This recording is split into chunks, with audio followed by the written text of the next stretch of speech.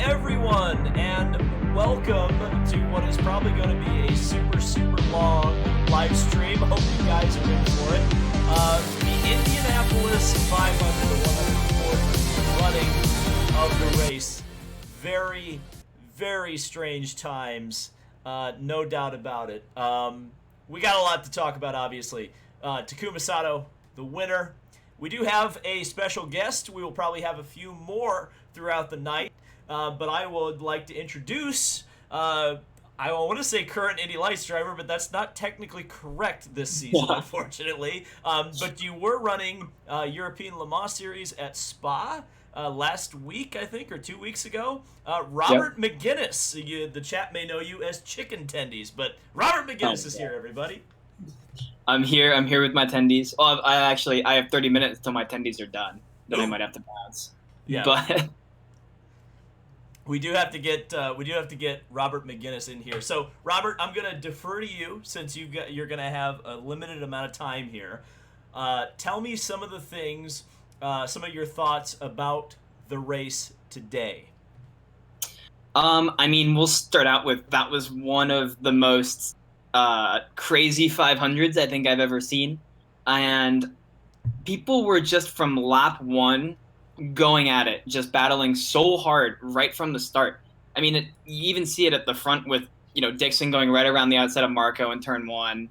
You have like Veach and Carpenter having some contact. I was loving every second of it at home on my couch because it was super exciting to watch from lap 1 to lap 200. Yeah, that was crazy. Unfortunately, like you said, it did end under yellow, but the last 50 laps, that last fuel stint from the Rossi crash, a pit stop was in there. Dixon versus Sato, I don't think it gets any better than that. That was just balls to the wall excitement, man. That was crazy. That almost, you know what? I'll say this: it looked like the Freedom 100 at times. The lead changed a couple of times there, like every lap between Dixon and Rossi, and that was something that actually Braden Eves brought up last night, and I want to get your thoughts on this. He mentioned the possibility, because there weren't any fans in the stands, that the drivers themselves maybe wouldn't have quite as much pressure and they'd drive a little bit harder. And before we went on the air, you said that exact same thing to me almost. Was that a factor? Is that why we saw kind of a completely different style of Indy 500, just action the whole way through? Yeah, I definitely think so. I think this is totally different for these drivers. So when you wake up on race day, I was talking to my parents about this morning. You're not going and talking to sponsors. You're not going and doing a bunch of autographs. You're not taking photos. You wake up and you are just thinking about the race, talking to your engineers, talking to your crew, talking to other drivers from the minute you wake up to the minute you're out on that racetrack. And I think there's nothing to distract you from racing. There's nothing else to think about besides how am I going to get this guy? What am I going to do on the start? And I think people were a little wound up, to be 100% honest. I think it was awesome. Yeah, it was super exciting. There's so many stories. I don't even know where to begin. I guess we'll begin by talking about the winner of the race, Takuma Sato. I saw an interesting stat because we're probably not going to get to talk about Fernando Alonso very much today because he was almost completely irrelevant.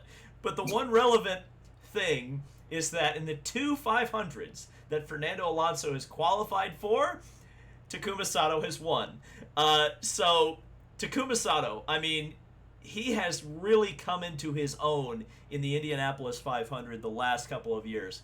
And I don't think people respected him very much even after he won the first race. I don't think people realized that he went out there and won that race in 17. He damn near won the race last year, drove from a lap behind the race to get to third. And this year,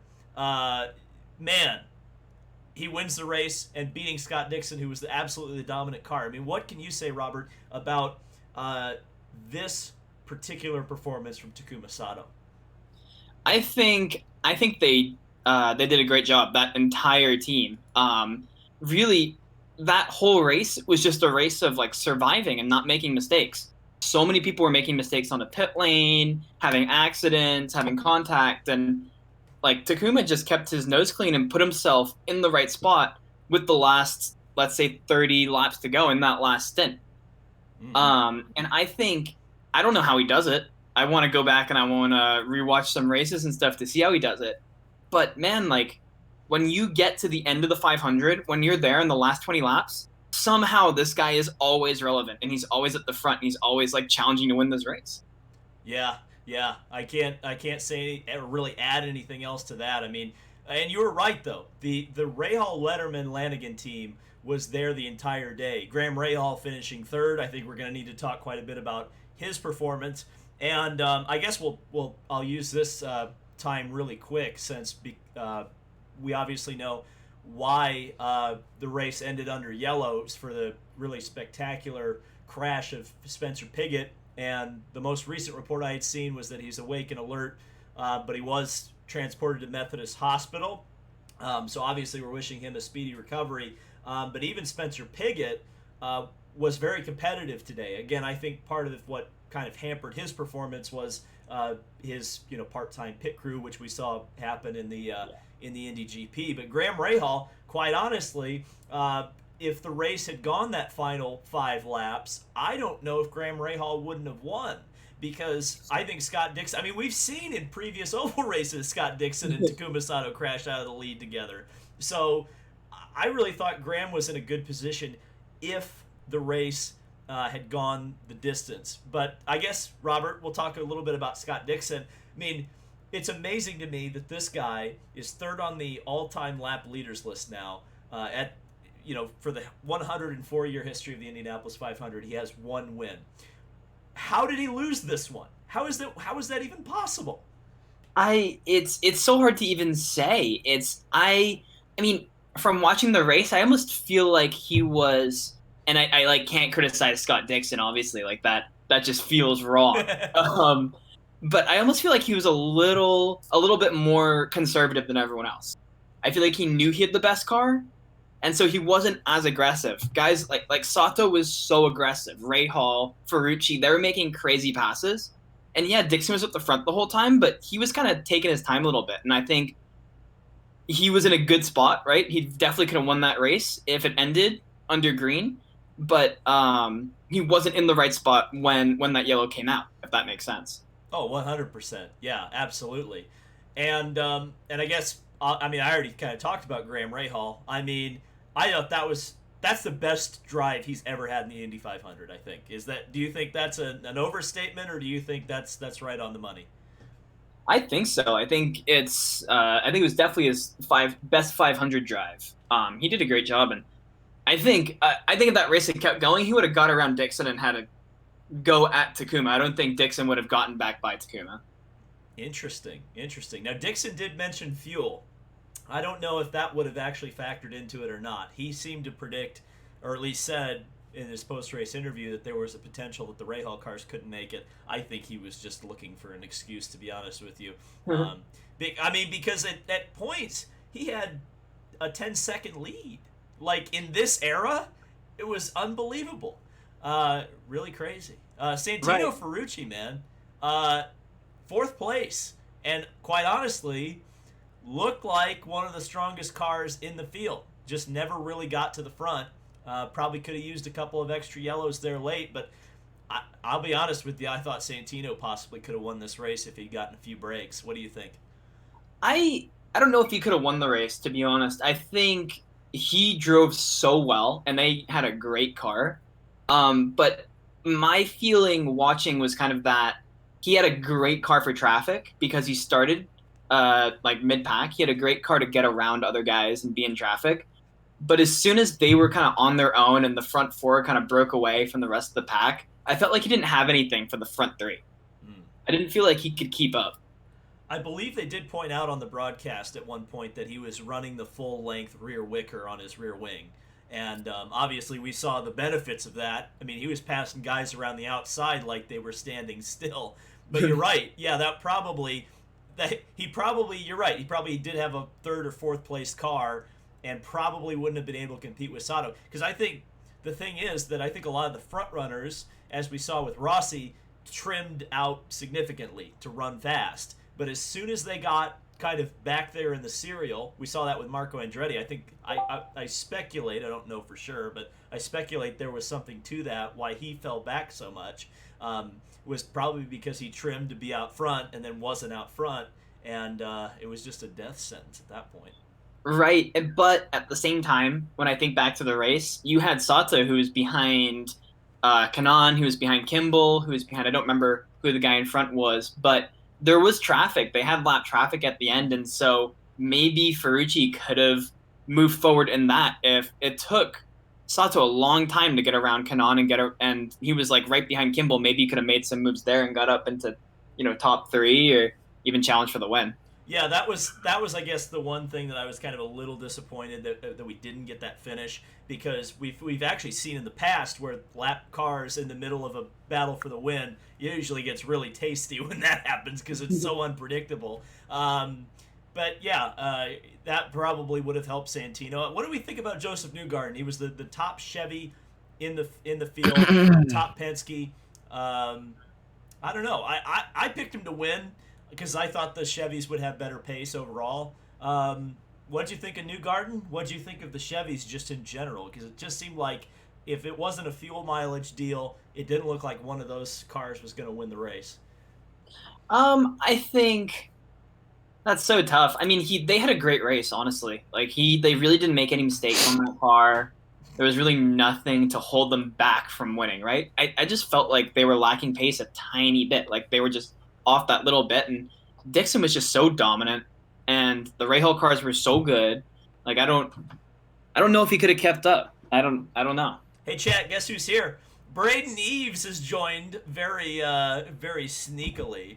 And we got a bone to pick with Mr. Eves, because there was a very bold prediction on here last night that Rinus VK was going to run away and hide from this Indy 500, and what happened? He crashed in the pits, lost 2 laps. Come on, Braden. All right. Okay, I think both of us know that Rinus's own decisions in that race cost him a potential run at a win. I think that he would have been there, honestly, but he just shot himself in the foot 2 times, correct? No. Well, it was on the same pit stop. Was it? Yeah, he crashed into his crew and then he stalled the engine. Oh my God. Okay. Yeah. I thought he missed his stall once and then went in again and hit his crew. I thought that was Rossi missed his stall. Oh yeah. Okay. No, Rossi missed the pit lane entirely. Yeah. That's right. Yeah, that's different. I'm just mistaken then. But one prediction that I was correct about was the Iceman getting second. Yeah, you were absolutely right about that. Yeah, I didn't even think about that. But I'm being told that I need to turn myself up. See, I turned myself down last night because everybody said I was too loud. Now I'm too quiet. Can't ever please everybody. So, Braden, we were just kind of going through some of the running order. We've already talked about Sato, Dixon, Rahal, Ferrucci, and we were talking about Newgarden. Got anything to say about any of the top 5? I thought Rahal looked really good there at the end. He just didn't seem to have what it needed to pull up on Dixon and Sato, but I don't know. It looked like his car fell off a little bit, like right in the crunch time when it became time to battle for the win. But both of those Rahal cars were extremely impressive.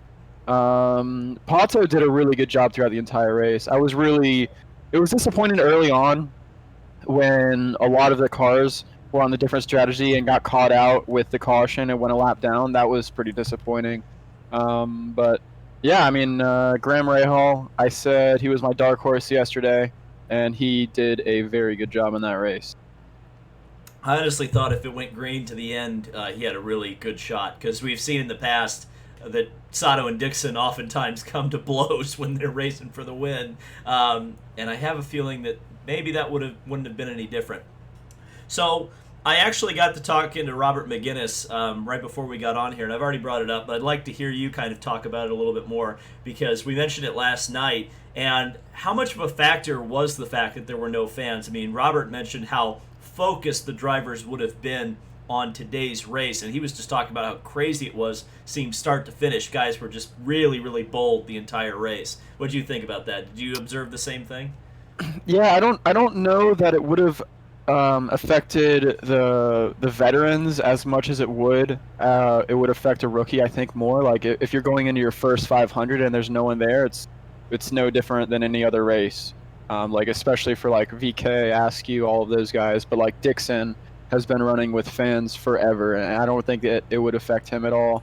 The people that are extremely experienced, I don't think it would affect them, but I think the rookies, it could make them a little bit more bold, just because it doesn't have the same effect as like they definitely know it's a 500, but when you are going down the straightaway and you see hundreds of thousands of fans in the stands, I think that just kind of further puts that in their head that like, wow, this is the real deal. So I don't know if it's impossible to say if it would have what they would do differently, but I think it definitely affects the rookies somewhat psychologically that we're going into that race with no fans.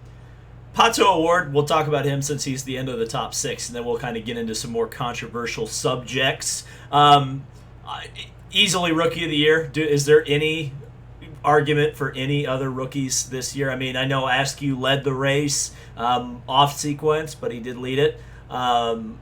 Certainly Renus VK looked very good. Alex Palou looked good, but Pato Award ultimately was there at the end, and no one else was. I mean, how would you guys, what would you guys think of his rookie performance? Because I thought it was spectacular. I thought the same thing. I thought he did. I mean, he was never necessarily like leading the race or like way out in front or anything, but he was always right there. And I was super happy to see when the pits cycled out that I think he was in second for quite a while. Like he was looking very strong, and I was thinking that the McLaren cars were going to be strong. So when he got to the front, I was pretty optimistic about how he could finish. But I don't know. He wasn't necessarily one of the top 3 guys in that race, but he just did a fantastic job as far as his driving. He didn't make any mistakes, and he stayed there all the way to the end and got 6th place in his first Indy 500 start, so that's incredible for him. What'd you think, Robert McGinnis, about Pato Award? And I think you've been teammates with him in the past, so you probably have a little more insight than most of us. I mean, what'd you think of Pato? I think he did such a great job. Like it was awesome to watch, and you know I always root for those guys, those rookies to do well. I always love to see the younger guys take it to the old veterans, and no, I think he did an awesome job. I was really excited when he was top 3 for a long while. I think it's the same deal with Ferrucci. I don't think he had a car that could run up front and that could win the race on its own. But in traffic, he was awesome, and I look at him and I think he didn't really make any mistakes, and his crew did a really good job in the pit stops, like really, really good job. So I think as a team, they really executed really well. There you go. That's what it takes to do 100. And almost certainly will be awarded with the Rookie of the Year honors. I don't think there's going to be any question about that. Now, there are some questions about the finish of the race, or maybe some people would say lack thereof. The red flag. I know what one of you thinks about this, so I'll let Robert McGinnis go first. What did you think about red flagging the finish of this race? Them just deciding not to red flag the finish of this race, get a green flag finish in, and ending the race under caution? I mean, I'm sitting at home and I'm kind of bummed out because I wanted to see that race to the end, to the checkered flag. I don't know, how long it would have taken to fix, the pit wall. What was the deal with the broadcast and with TV time? I don't know what they could have done. In a perfect world, though, I would have loved to have seen them red flag that race and, go again at the end with, like, a green-white checkered, because it's just not the same when you end the 500 under caution, and I think with those 3 guys up front, I think it would have been really, really exciting because any of the 3 of them would have had a shot at winning it, and I think it would have been insane. And it ended up being a little anticlimactic for me, but still, it was still a great race. That's kind of how I feel. And people might say, you know, it would have been dangerous or whatever, but I feel like we're at Indy, it's the 500, we have to finish the race under green, right? Like, you can't say, oh, well, if we go yellow, someone's going to crash on the restart or whatever. No, they're all driving an Indy car, they're all driving the 500, they're great drivers. You take that risk every time you show up Speedway to begin with. So that's kind of how I feel about it. Ray Neves? Yeah, I don't know. I think they did the right thing in that situation. With 4 to go, the race was almost over. Only realistically, Dixon or Sato could have won that race had it went green to the finish. IndyCar, it's a very traditional, and the Indy 500 is very traditional, and I think that had they red flagged it, it just would have been a bit of a stretch. You know, it would have been like, oh, if that had happened earlier in the race, I don't know. I just think it would have been a bit artificial. I think they did the right thing. 4 laps to go to just IndyCar, the restarts have always not been about recreating a start. It's about resuming the race. And I think they would have just, first of all, they would have given such an advantage to like Ray Hall and Dixon. If they had red flagged it, it would have been extremely skewed in their favor. And I think, honestly, for me, they did a good job just sticking to how it has always been, and making it not artificial, in my opinion. Yeah, I think that was the big. Well, there was two. So I agree with what happened. I agree that it was the correct call for the situation. At least with you, Braden. I disagree a little bit with you, Robert. But here's my kind of feeling on it: is that number one, obviously it would have been a long cleanup because that attenuator is not easy to fix, and the way Spencer hit that thing. I mean, he knocked it out. Like, they would have been down for probably at least an hour fixing that. Is waiting an hour of TV time where you're probably going to bore people, is that worth 2 laps? Maybe to some people. The other thing, and I think Braden mentioned it briefly, was you do run into a problem where you try to manufacture a finish where you created, quite honestly, like you said, first of all, an unfair situation, illegitimate, some may say, but also, in my opinion, unsafe.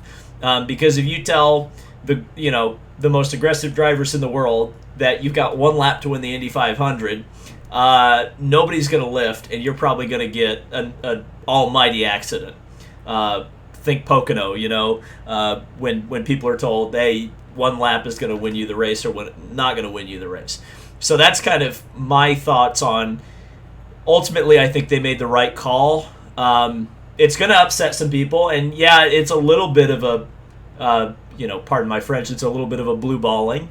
But, to be honest with you, we had, a 45-lap duel between Dixon and Sato? I mean, at what point do we say, yeah, the actual finish itself was a little bit disappointing, but man, was the race leading up to it awesome. And ultimately, I think the right guy won. I think Sato was the guy who was going to win, irregardless of the situation. But I don't know. It's up to you guys. What do you think? Yeah, no, I completely agree. Honestly, I thought the last quarter, if not the last third of that race, was extremely exciting. It was real racing, and it was super exciting all the way to the end. It would have been great if the accident with Spencer never happened and we would have went to the checkered. But it's racing, and things happen. Super glad to see him okay. That was a pretty hard hit there, so I'm really glad to see him get out of the car. Yeah, I was thrilled with the race in general. I thought it was a fantastic 500. Yeah, considering the circumstance. I will say this, though, and I don't know if you guys feel this way, but the pre-race, and it's no fault of anybody, it's just the way it is, that sucked. Like, all of the pageantry was so depressing with no fans there. It was like, oh my God, it was hard to watch. And, once the race got going, you have something else to focus on, but I thought that was well, that was a tragic amount of TV, or a tragic television watch, I will say that, for somebody who's been going since they were 8 years old and not able to go this year. We did briefly touch on, but I think we'll talk about it a little bit more. Obviously, there was a serious accident involving Spencer Pigott. Again, our most recent update, he's awake and alert, transported to Methodist Hospital for further evaluation. Who knows what that means? Probably not going to be super, super bad news.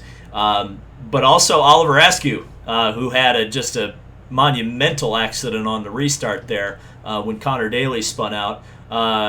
Couple of cars getting into that inside wall there. So I don't know. That's weird to see two in one race happen in that spot on the track, huh? Yeah, that was sad to see. I know that I wanted to see Oliver at least finish the race and see what he could do. And it was when it happened, it was like, oh, what happened? You know, and from a lot of the angles, it just looks like he just completely spun out. But then you see when they showed his view, it was just a smoke screen, and it really just was one of those times. It was just like a fluke thing that happened, and he ended up spinning into the inside wall. And tough to see for him. Sad to see. Yeah, so that was the one thing I guess I wanted to get both of your insight. I mean, I don't think either of you have driven a proper Indy car on an oval track before, but you guys have raced on ovals before. This is my layman's understanding of what I think happened to Oliver, because we didn't see any brakes lock up or anything. Was it possible that he just had a huge run of steam, cracked the throttle, unloaded the rear end, and it just shot him into the inside wall? I mean, that's kind of what it looked like to me. Yeah, and I mean, it was just like the wrong place at the wrong time, right? It was right after he came out of the corner. It looked like, yeah, he didn't lock up the brakes, but he was definitely on the brakes, and that thing's only made to turn left. So when you slam on the brakes, going straight, it's gonna go left, and it was really disappointing to see him. Like, I love Oliver. Like, it was so much fun being his teammate. I know how good he is, and I think he could have honestly had a really, really good race from there. Now, I think he might be on later, so I'll roast him for this when he comes on. But who else noticed the Able Construction logo on Oliver's helmet? I was just like, I texted Jable and I was like, "Hey, you got some TV time, buddy." I didn't know why that was. Saw that. Yeah, I saw that. I texted him the first time they showed that. I texted Jable. I was like, "What's up with this?"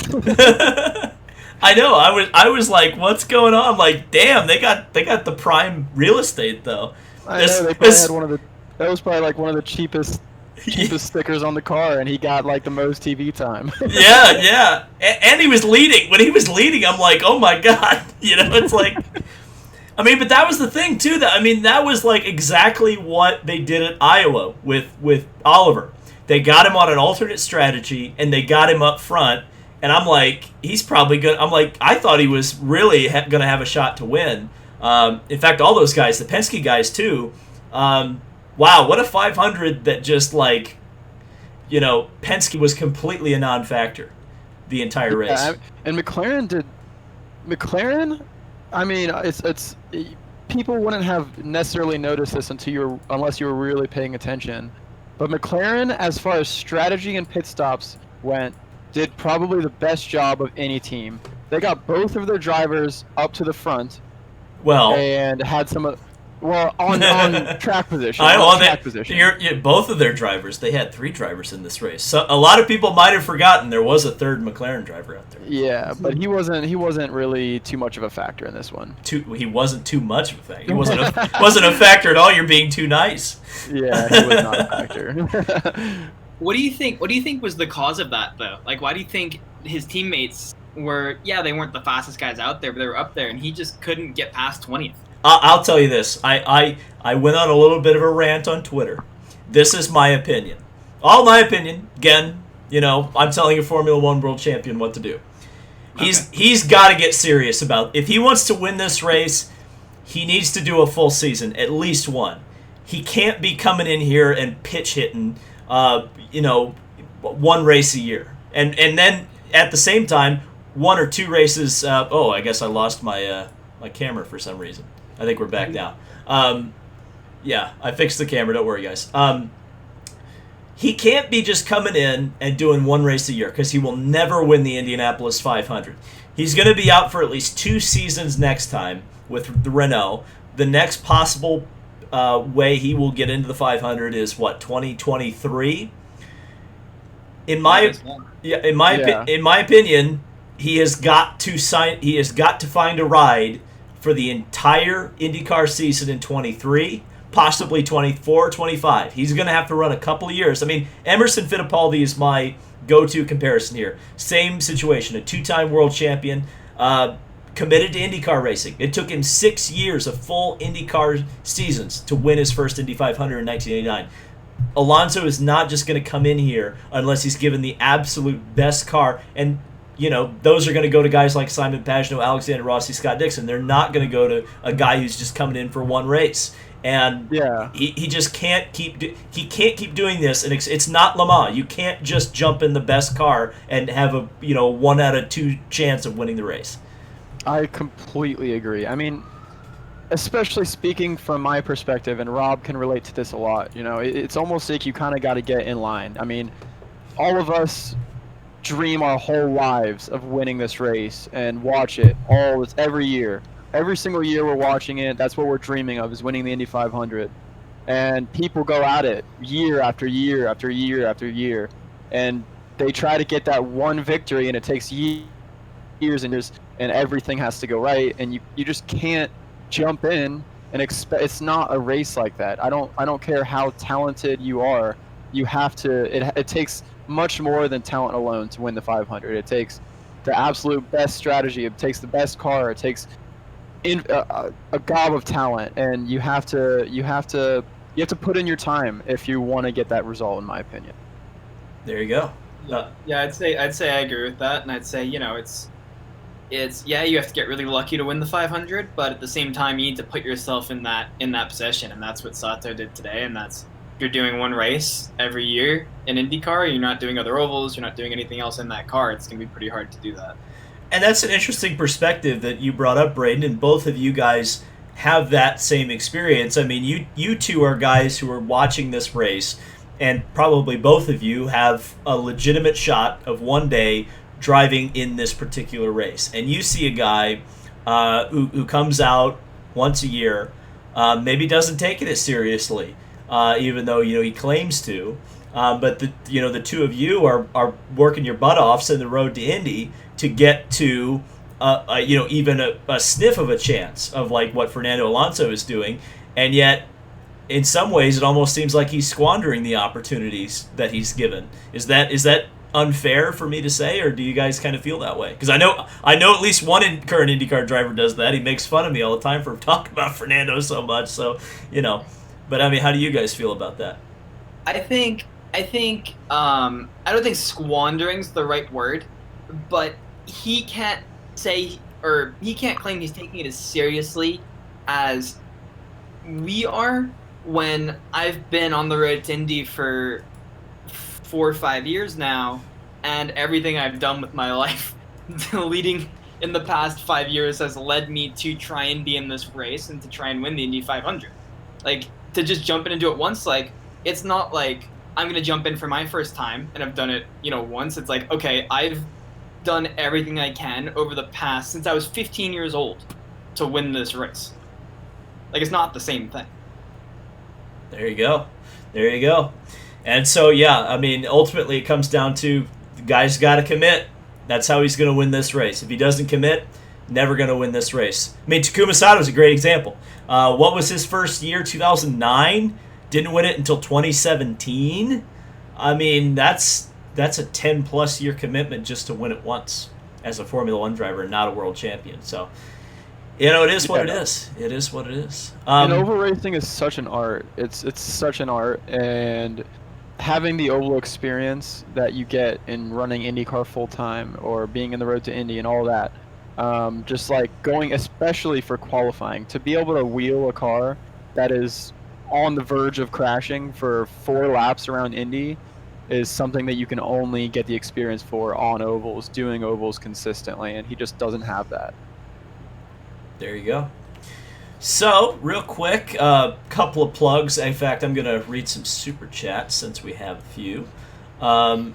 If I can find them. Super chat, and then I gotta jump, David. Oh yeah, no problem. Actually, well, let's just give us some final thoughts. I'll do the super chats here in just a second. I'll let Robert McGinnis have the floor. Would you just give us some final thoughts on this Indy 500? What'd you think of it?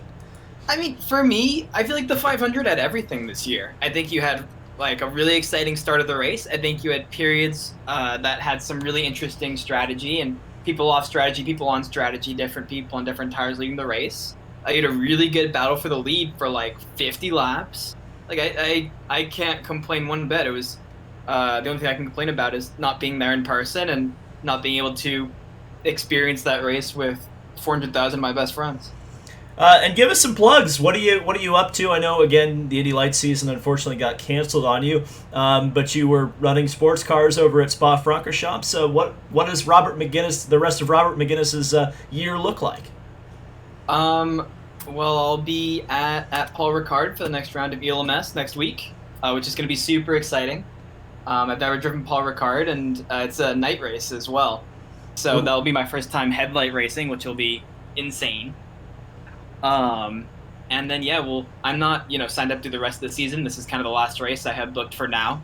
But we'll see what happens, and I'll keep you updated. And, I mean, if I'm going to plug, I can't thank my sponsors enough for making all this happen, allowing me to, I'm seeing the world during coronavirus. That's a pretty unique thing.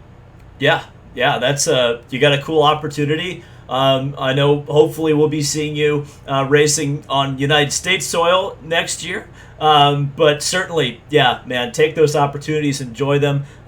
Enjoy France. Vive la France. Have fun with Paul Ricard. I hear there's a lot of pavement, so you got a lot of make sure you respect the course limits. That's the number one important thing at Paul Ricard. But thanks for coming on, Robert. Enjoy the rest of your night and safe travels heading to France. Will do. Thank you, guys. Have a good night, everyone. Thanks, buddy. All right, we'll read a few super chats here, and I'm going to take a quick break, but then I'll probably hand it over to Bray Neves just to talk a little bit because I have been hydrating, so I don't dehydrate because I've been. Okay, let's see. We had the timer. Excellente. Okay. Let's see. Hang on. Okay, we do have some super chats that I will read right now. So go down to. Draco Rosso says, Sato! I called it yesterday for all of you haters. I didn't know there were any Sato haters, but there may be. Mr. Anti-Ant says, James Davison has no luck. Boy, Actually, you know what? He was lucky. He was lucky there was an aero screen this year because he had a freaking brake rotor explode like a bomb right in his face. So, I mean, there are some things that he was lucky for there. Spaniard says... Alonso's race strat. What the hell happened? Yeah, they took an extra pit stop for no reason. It was really weird at the start of the race because they did that off strategy thing that the rest of the Chevys did. Is that Kyle? Yeah, I just wanted to pop in for like a couple minutes because I'm actually Joe's here. What's up, Joe? Donahue. Joe Donahue, great stop motion IndyCar maker on YouTube. Go subscribe to him. Thank you, David. I appreciate your kind words. There you go. But I figured I'd pop in. I'm actually on location at the Hoosier 100 right now, literally in like turn 1. I don't have my earbuds with me, so I just figured I'd pop in because I wanted to tell the people what it was like being at the track. Okay, let me finish the super chats real quick. I got like 2 more to go. Then I'll take a bathroom break and you can just go off. So Taurus says if they red flagged the race, they would have run out of sunlight. That's another concern. And GN says those who wanted to a green white checker in the Indy 500, hell no. Also Submart with a $1 super chat. Just thank you for that. All right, go off. Kyle Cuthbertson, Racing Nation TV, was at the Indianapolis 500 today, despite the fact that he was not able to attend in person. Go off, buddy. All right, so we showed up. The day actually felt like a normal 500. Woke up, couldn't sleep last night. Woke up very early, drove to the track, and you just had the whole walk to the track, to go to your seats. Except you weren't going to your seats, and then it didn't start to feel weird until we were setting up lawn chairs outside of the south gate, right next to the south Vista stand. And we got there at 9. We showed up at 9. There was a lot of news coverage there. Lots of people already there. And then it started filling in around 11, 12. And, by the start of the race, it was just packed. There were people in actually one of the lanes of the street that it started getting so packed behind us. But they had to end up blocking off that lane on the road. And we were literally front and center. We didn't get to see the cars. They're too low, so we couldn't see over the wall. We didn't see, actually, we were there for the entirety of the 500. We just didn't get to see the cars at all. That was interesting. I kept having to tell myself that this race that I was watching on the Jumbotron was actually happening right in front of my face, but I just couldn't see them.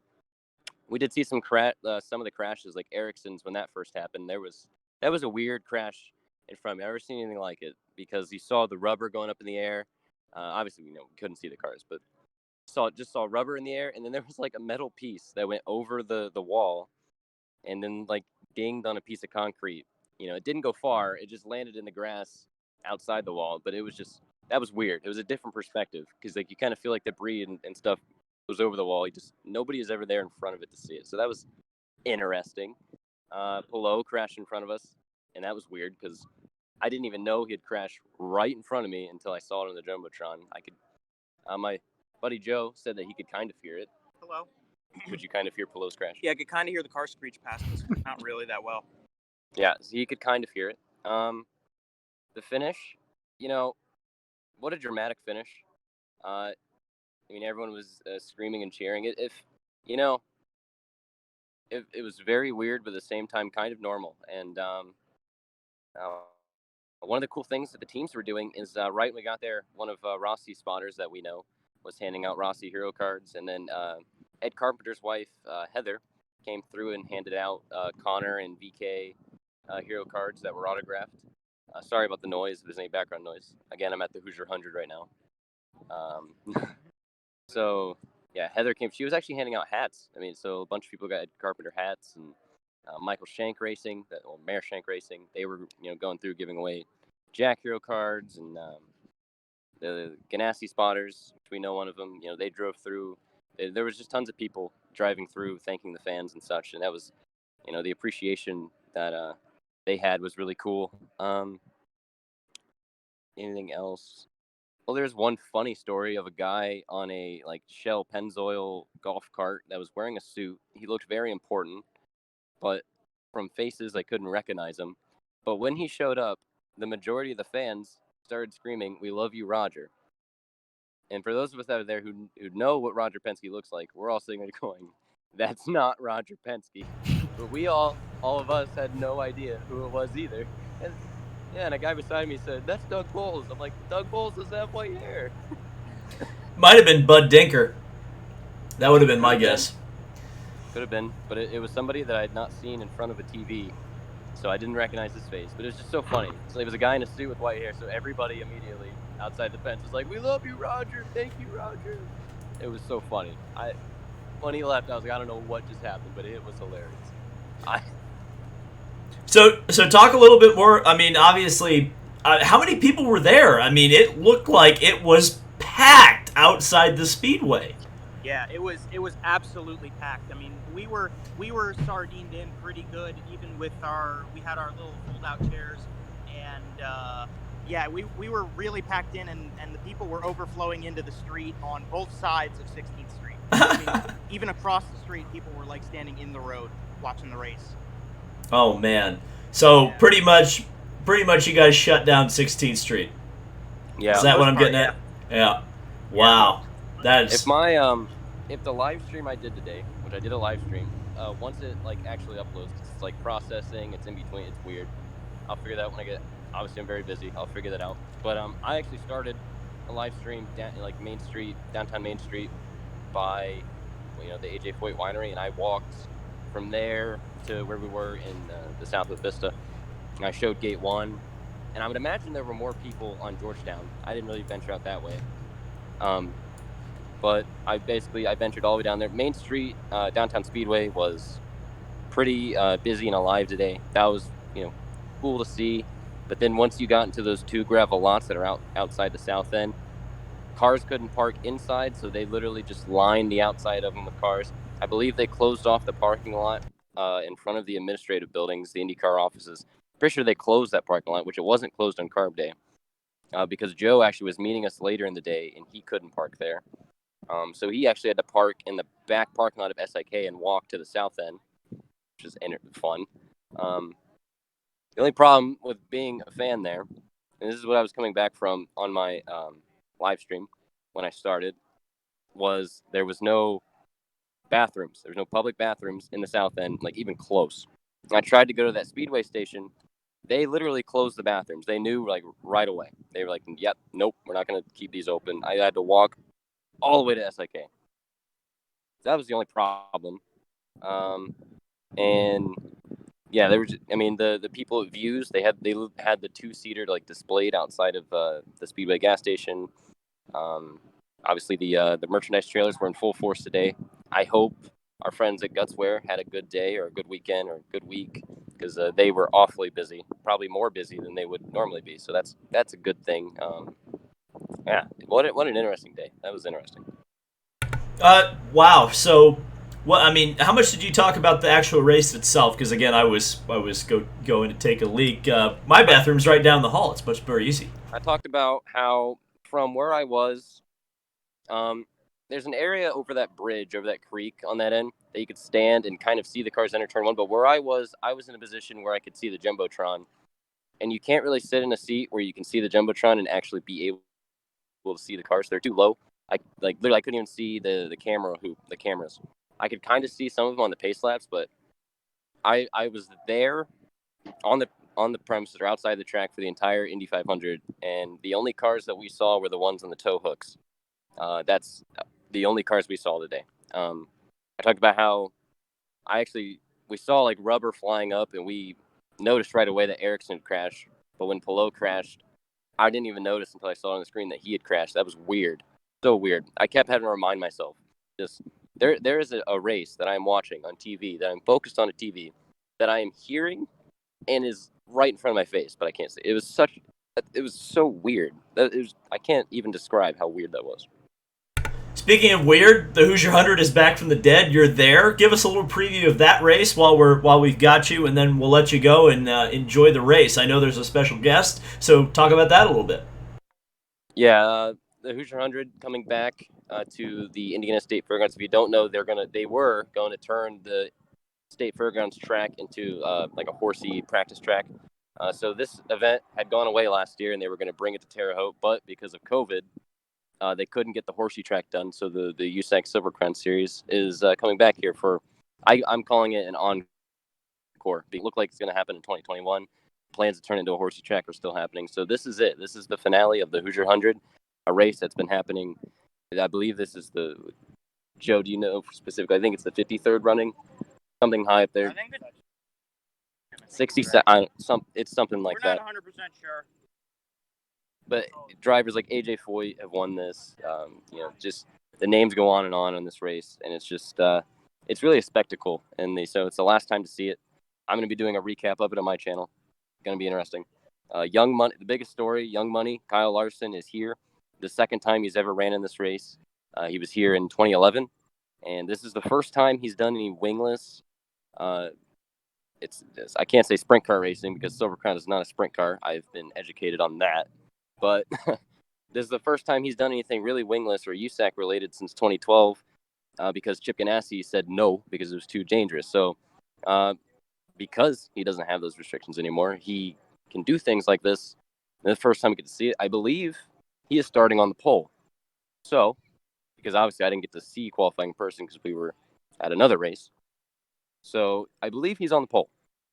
And this is his second ever start. He won a mile-long race at DeCoin in 2011 when he was a full-season guy. He's won Silver Crown at Eldora when he did the 4 Crown Nationals. We know how freaking good Kyle Larson is, so it's going to be an exciting one. And, of course, you got all the usual guys like Kevin Thomas Jr., Chris Windham. You guys know Chris Windham from the Freeman 100 he did last year. It's an exciting event. I'm glad to be here for the finale, and it's going to be a fun one.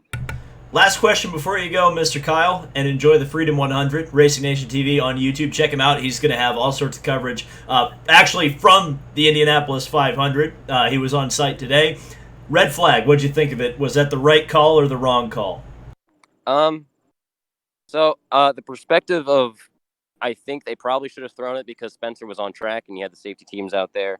I was confused, like, with how congested the front straight looked. I thought they would have thrown a red at least for that, and then maybe finish the race under yellow still. I know that would have just wasted more time, but just from a safety perspective, I kind of just wondered about that. But they got through it, and I definitely think the race should have. When a wreck like that happens, that's the moment when you just say, "All right, there's only 4 to go." Maybe it was like 10 to go, or there was time, but that barrier would have taken a long time to repair, and that is just such a nasty accident. I was very worried about that accident. That was a tough one. So yeah, I think it was the right call. I definitely think it was the right call.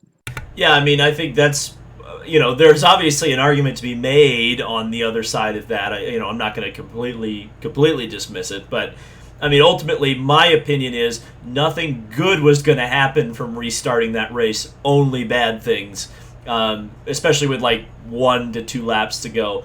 We saw what happened in the Daytona 500 this year, when that we had the countdown. But we saw what happened in the Daytona 500 this year with 2 laps to go. So, you add that situation to the Indy 500 and, add 40 miles an hour to the car speeds. That would have, look, yes, Spencer's in the hospital, but obviously it doesn't look like these are life-threatening injuries. And anytime we can get through the Indy 500 without guys having life-threatening injuries, to me, that's a win. So I would prefer to keep it that way. All right, any final thoughts from you, Kyle? Plug your stuff or whatever you need to do. I really don't have much else to say, except for I'm excited for this Hoosier 100 tonight. It's been a good time with my pals Kevin and Joe, and I'm excited to be able to see Indy cars again in person, actually, at Gateway next week, and actually be able to actually see the cars. That's going to be really relieving. So, check out my channel at Racing Nation TV. Go subscribe. That live stream should be uploaded eventually, I hope. And I'll be doing a recap after tonight. So, thank you. There you go. Live from the Hoosier 100 at the State Fairgrounds at the Indianapolis, in Indianapolis at the Indianapolis State Fairgrounds for the Hoosier 100. And Diedrich is asking for a link. We'll give you a link in just a second. Braden, you've raced some sprint cars in iRacing before. What do you think about the boys racing the sprint cars at the fairgrounds tonight?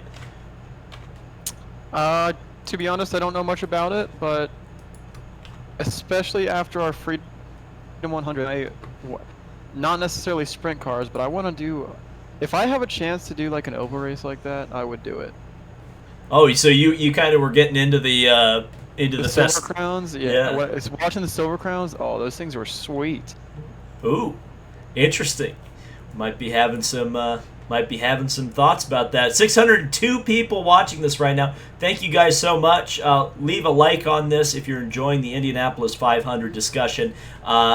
This is a big talking point for me because I think if it wasn't going to be Sato or Dixon, I felt like one of the strongest cars in the field was Alexander Rossi.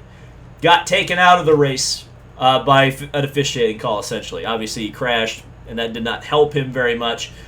But, Braden, how did you feel about the unsafe release penalty, which ultimately led to Alexander Rossi losing the Indy 500? I mean, he was unsafely released, and he hit another car, and, you have people, everyone goes for a whole month, and he exited, and he hit somebody, and, if that was a little bit worse, he could have taken someone out of the race. So ultimately, there needs to be a penalty for that. Maybe you could argue it's a bit harsh, but at the end of the day, he was unsafely released. Whether you want to blame that, it's probably not Rossi's fault, but it's somebody's fault, and that is something that does need to be disciplined, because you can't just have people exiting and running into people on pit lane. So I think it was honestly probably the right call. It sucks. It's not ideal. You don't want to have one of the people that can win the Indy 500 sidelined due to that, but it is what it is. I'll leave it up to the chat because I'm interesting, because I will say it was close.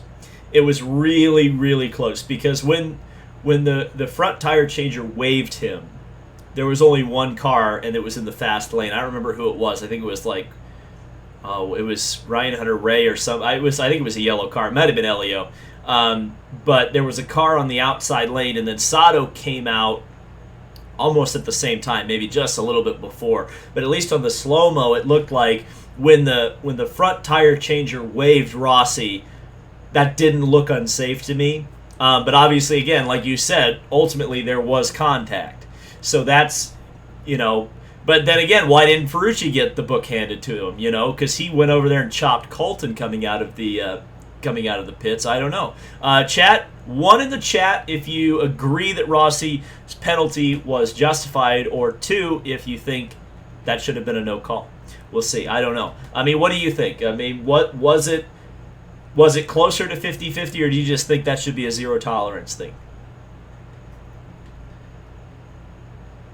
Yeah, no, I think there has to be a call in that situation, but that's just me from a racing standpoint. If I was in, that was Sato that he hit, correct? Yeah, it was Sato. If I was in Sato's shoes and he had damaged my front wing or something and made me come to the pit lane again, I mean, yes, that didn't happen, but the other driver shouldn't have to take, you shouldn't have to be avoiding people on the pit lane. You should always have the right of way, so. All right, the chat is weighing in now. Looks, I would say it's probably 75-25 based on probably, yeah, there's more twos definitely. But there's a lot more ones than I would have guessed based on the social media reaction that I had seen. Oh man, let's think. Let's think of another driver. In fact, let's just look at the. You know who was one that I had my eye on the entire race? He had a stall in the pits, which I think probably took him out of a real serious contention. Was James Hinchcliffe? I really thought he had a good shot. In fact, I'm just looking at the thing scrolling across. Elio Castroneves, I think, is another really standout performance, coming from 28th to 11th.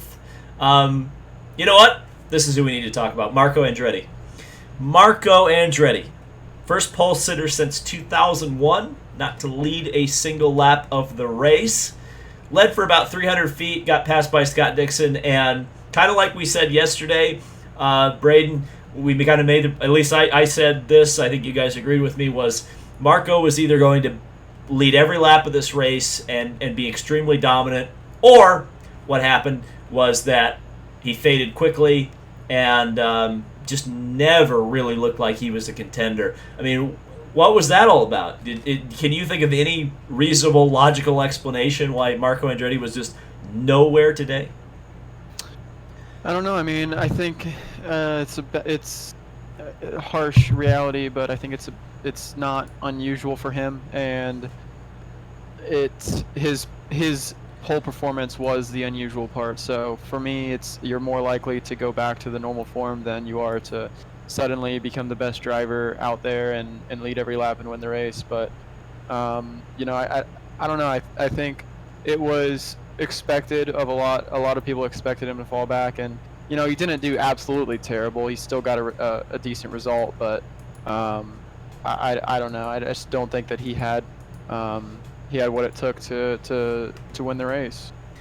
Ryan Hunter-Reay was another one that I was kind of like surprised, because he went to the front early, got to second place, really looked like he was going to challenge Dixon before the first yellow, and then just completely faded. It was just very strange. In fact, I'm trying to think, there really wasn't an Andretti car that was a factor today. Well, Rossi. But that's Rossi. Yeah. Like the rest of the Andretti cars were just not really there. Yeah, and I do want to talk about Jack Harvey a little bit. I knew you were going there. I was about to say that, but go ahead. Quiet day, but it was a very good race on his part and on Meyer-Shank's part. They consistently worked forward. He started 20th and ended in 9th. Very, very solid result. Quiet day, but really good performance on him. He was the second best Andretti, well, not Andretti, Meyer-Shank Racing, but with Andretti car there was behind Colton, correct? Yes. Yep. Yeah. Yeah. So good on him. Colton just, I don't know, he just lingered right around 9th, 10th, and 11th the whole race and just kind of sat there. So I'm sure That was, by the way, that that was exactly what you said he'd do, though. Yeah. I did. Yeah, no. You were also exactly right about Jack Harvey. You were like, he's going to be in the top 10. And he was. I also said Marcus Ericsson was going to be first out, which he was not first out, but he was very early out. He might as well. Well, he was the first one, really, I think, that was his fault, I guess you could say, because Ed got put in the wall by Veach, and obviously James Davison's car just exploded for no real good reason. Ericsson was one that I was like, wow, he's looking really good, and then suddenly he wasn't.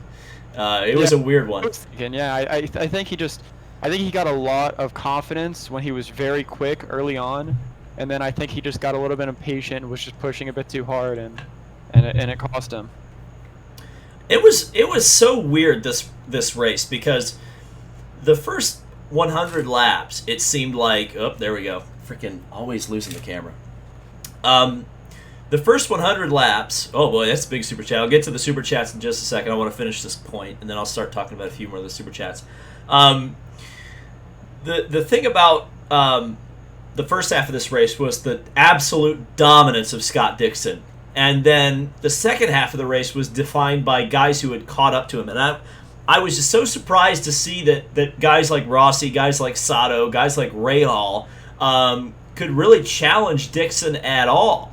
I wasn't expecting it. Honestly, I don't know if you felt this way, but I know the people in my household, when we saw Dixon, come way from behind on the start, pass Marco really easily, and be 300 yards ahead by the time they're out of turn 1, it just seemed like, oh my God, how is Scott Dixon going to be beat today? I mean, how was Scott Dixon beat today? I guess I asked Robert McGinnis about this, but I did not ask Braden Eves. Braden, what do you think? I think undoubtedly that one caution that hit after a number of the cars in the alternate strategy pitted, it was right after them, and they all ended up going a lap down. But that was the point. I think Dixon was around 20 laps into his stint, and I think that was what leveled out the playing field again. Now everyone was on the equal grounds. I believe Pato was in P2, or Oliver was maybe. But I think that was the point where if that hadn't happened, Dixon could have used that to get an advantage on fuel and had that in his pocket for the end of the race. But when that happened, it leveled everything out, and all the advantage that he had built up went away, and from there it was an equal playing field again. So I think that was the point where it went from his dominance to back to ground zero. So I think they have to be extremely disappointed with that caution when it came out, but I think that was what did it for him. Interesting. I see a comment. It's not a super chat, but it's one that I think is very interesting because it's a point about that duel at the end. Dixon beat himself by giving up the lead. And I just think back to about 20 laps to go when Sato was really aggressively, I won't say blocking because that's a charged word these days. He defended very strongly against Dixon. On 2 or 3 laps, I can't remember how long it went, but it was a really tense moment because it looked like Scott Dixon was going to take the lead. But Sato defended, and that ultimately was what won him the race. I just wonder if Dixon had done the same thing to Sato when Sato passed him the first time, or the second time, the first time obviously in the final stint of the race. I just wonder if Dixon had raced him a little bit harder, and that, again, that's an interesting point. Would we be talking about a different winner today? I don't know.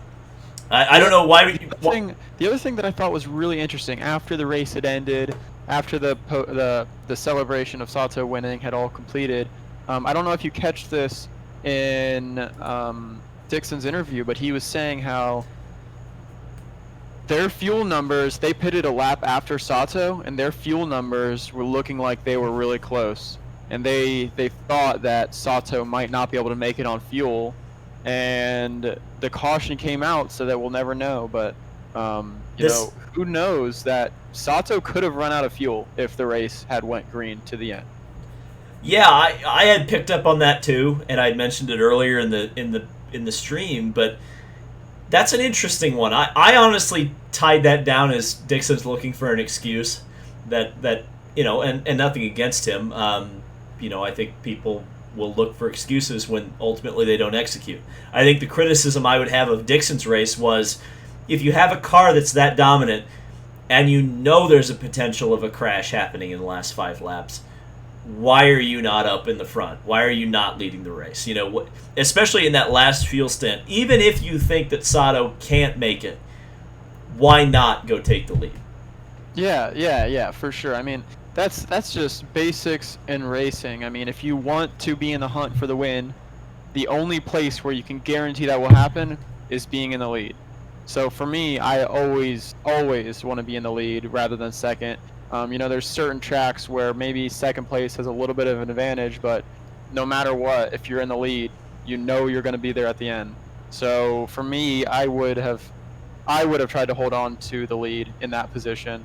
I think that if Dixon was leading up to that point, you know, I think Dixon ended up falling off, and some of that can be credited to the fact that he was in second place, and the little bit more tire wear you get on the front tires could have cost him the pace that he lost at the end. So for me, I think that being in first was, Sato made just the best decisions in the last 40 laps, and he deserved that win. 100%, and that's very insightful because I had noticed. I mean, it was obvious to me. Again, I've never driven a car in an oval before. I mean, he was picking up an understeer. Dixon was, and it's almost certainly because he was sitting for 30 laps in Sato's dirty air rather than leading the race. And again, you just go back to thinking about how Sato defended against Dixon. Dixon didn't really defend against Sato, and when they got to lap traffic, Sato had a little bit more tire to use to get around some of those guys, and of course it didn't end up mattering at the end because of the crash. But honestly, I think if the race goes 500 miles under green, I think Sato still wins just because of that decision, like you said, to lead the race, which is so weird. It's a weird modern racing thing where I think so many people, even Scott Dixon, can overthink themselves and be like, you want to be second on the last lap or whatever. Bullshit. You want to be leading. It's the Indy 500, and I think we need to have that attitude. These days, like you said. I mean, it's better to be in the lead because you can control the race. A couple of super chats, real quick. Submart says finishing under the yellow is infinitely better than finishing under the red. I will agree with that. I don't think the real debate is that the race possibly would have finished under the red. I think the debate is that people wanted the race red flagged and then have like a 2-lap shootout. But I completely agree that, again, I think I think there's like a somewhat general consensus that they made the right call, but it is what it is. Colton says, and it's not Colton Herta, it's Colton, says, a little bit late to the stream, but I'm glad Alonso finally finished in Indy 500. I hope Spencer will be okay. That was worrying. So yeah, again, the most recent update that I had seen on Spencer Pigott was that he Awaken Alert transferred to Methodist Hospital for further evaluation. We don't know much more. Again, the guy got out mostly unassisted from his car. I mean, but it was a big hit, so I'd be surprised if he was completely without injury, but it doesn't look like it's anything particularly life-threatening or career-threatening at this point.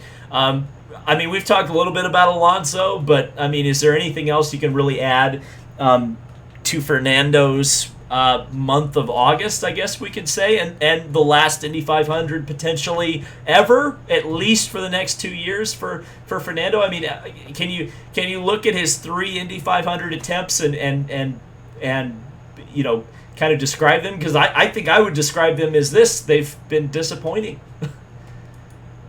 Yeah, for sure. I don't know. It's hard for me to see him coming back unless he comes back and gets the winning capable car that he got when he was with Andretti that first year. So for me, I don't know. I don't know what his future exactly holds. He's going to Renault, which is quite obviously not the team to be in Formula One. So interesting career decisions, but I think that's been the story of his whole career, is just interesting decisions on Fernando's part. Yeah, that I mean, we don't have to go too far down the F1 rabbit hole, but I mean, what? Why on earth would you go to Renault? Like, there's no reason. Like, that team, again, I'm sure there's a lot of hardworking and talented people that work there, but this is a team that has factory money and isn't running anywhere near the pace of a Ferrari or a Red Bull or a Mercedes. And, it's like, I mean, the only thing I can think of is that Fernando wants to end his driving career with the team that he had the most success with. And he doesn't really care whether or not they are successful now. I think he's just trying to cap his career off. I mean, it sucks because it has been so fun, even though it's been very dramatic over these last 3 years, obviously. And I think some of the regulars would say, yes, Fernando being here has taken away some of their thunder. But I would also argue that some of those drivers are now much more well known because of the fact that Fernando came and exposed all these people to IndyCar racing. The thing is that it just seems like it wasn't really meant to be, and it sucks. I mean, like you said, 2017 was such a fun experience, and 2019 was fun because it was so dramatic from the perspective of will he or won't he get in the race. This year was, nothing really notable. He crashed in practice, but did it really affect anything? I don't know. There really wasn't a story this year. He was just kind of there. And from a race perspective, from a promotion perspective, if Fernando is in the race and he's not in the headlines, is he really contributing to the race? And I would love to see him come back. And like I said, I really want to see him take this seriously. And the only way he's going to win this race, again, in my opinion, is if he takes the plunge, runs a couple of full seasons. If he doesn't do that, he's never going to win the Indy 500. At least as we stand right now, the Indy 500 is not going to be a race. We saw the best engineered car, which is Scott Dixon's, not win the race. You can't just get in a Mercedes here and win. You can't just get into a Toyota here and win. It takes a little bit more than that, and experience is so important at Indianapolis. You just look at what happened with the rookies today, and I guess we'll parlay into or move into a little bit more of rookie discussion because we've talked about a few of them, but I'd like to talk about them as a class. But you look at the rookies, and most of them underperformed. The only one who really did a great full race was Pato O'Ward. Guess what? He has almost a full year of IndyCar experience. That's no coincidence, okay? So, Braden, there was a lot of hype about this year's rookie class. In fact, we hyped a few of them up last night. They weren't super competitive in this particular race. A few of them were. Oliver Askew was the only one I think that actually led laps. That was on strategy, unfortunately. But what are your takeaways from some of the rookies? Certainly, Rinus VK looked very, very good, like you guys said, but he made a mistake in the pits. What do you think? Just kind of rank some of the guys. Yeah, it was disappointing. I think I don't think any of them really showed what they can do. I think I don't know. For me, Rinus, rookie mistakes. It's called a rookie mistake for a reason. Rookie mistakes out of Rinus. Oliver's, it wasn't as much of a rookie mistake, but it was definitely a mistake, and it cost him the entire race. But overall, I don't know. The only person that ran the whole race without any significant mistakes was Pato, and you see in the result how it pays off. So, not super impressive stuff, but I to be honest, for me, I think that they didn't show what they can do. I've seen incredible performances out of all of them, and they were not. None of them were in their best form today. Yeah, that's a good way to put it. I did see we had a few more super chats, so I'll talk about those here. I think someone said Taurus had a really good point, and he sent a super chat, so let's see what we got. So the first new one is from Alex, who says, how many more Indy 500s will Sato race in? He is 43. Well, I mean, he went out there and, won that race, and he didn't exactly look like he was out of shape when he got out of the car. So, guys like AJ Foyt raced well into their 50s. Mario Andretti was the same way. So, I mean, he could go for 5 more years. He could go for 10, 15 more years. I don't know. 15 more years, Jesus. I mean, why not? I mean, if he's physically able and physically fit, why not? Yeah. No, I see him at least, racing another 2 or 3 seasons full-time in IndyCar. And then, the basic thing to do is do another couple of Indy 500 after that. So I think we're going to see him in the 500 for the next 7 years. There you go. Oh, it's another Sato super chat. Tara says, fun fact, Takuma Sato is now the only full-time IndyCar driver with multiple Indy 500 wins. That's a good point because, of course, there was a 3-time winner in the field today, which was Helio Castroneves. But, of course, he's not currently a full-timer. He's looking for a full-time ride next year, though, which is interesting. So, potentially, that could be an inaccurate statement starting next year. But, yes, you're correct. And it's interesting because we went into this race with 8 former winners, which is the most we've had in the 500 in, God, probably since the 90s. So a really, really strong field. I mean, it was more likely than not that we were going to get a repeat winner today. And actually, from the perspective, I think I mentioned this right at the beginning of the broadcast yesterday, was that I was crossing my fingers and hopeful that there would be a repeat winner this year based on the fact that they've already experienced. I mean, it sucks that somebody's not going to get the full Indy 500 experience, but at least it was someone this year, especially with a recent Indy 500 win like Takuma Sato, to get a second win. And, even though he doesn't get to experience the fans, he's already experienced that. And there is going to be a story now going into the next couple of months of May is going to be that, how good is Sato? What is his legacy going to be at the Indianapolis 500? I mean, it's not outside the realm of possibility that he could do 2 or 3 extra wins, especially if his career goes 5 or 6 or 7 or 8, maybe even 10 years. I mean, obviously, he's going to eventually slow down, but if you look this strong at 43, I see no reason to expect that he's going to be much slower in the next 5 years. And if you look at the performances, I mean, I talked about this yesterday. The last few performances he has had in the Indy 500 have been so strong and so good that I see no reason that he can't just come back in 8 months' time and be just as good. What do you think, Braden? What do you think about Takuma Sato? I think that he is outstanding at the 500. I mean, regardless of any of his other races, I mean, as far as strictly 500s go, he's got to be rated one of the top 3 500 drivers currently. I mean, 2 wins in 3 years now, and just been so strong. So I have nothing but good things to say about Takuma. He drove a fantastic race today, and he thoroughly deserved that win. Real quick, I want to give a plug to my partner here, Race 92. I'm wearing one of the shirts. I'm wearing my own merch. I know you're not supposed to do that, but I got the authentic DL shirt.